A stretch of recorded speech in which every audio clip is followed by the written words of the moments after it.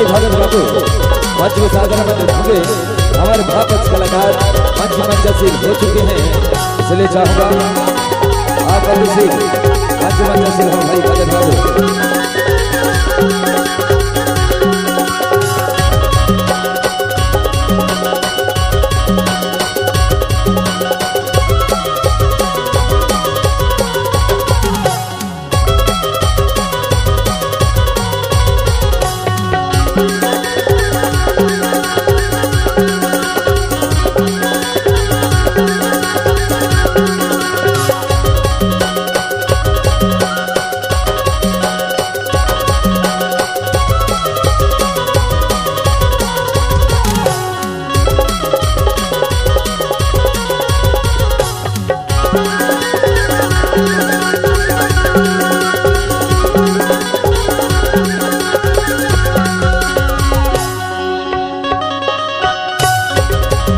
भाई भगत बाबू गायत्री रानी जी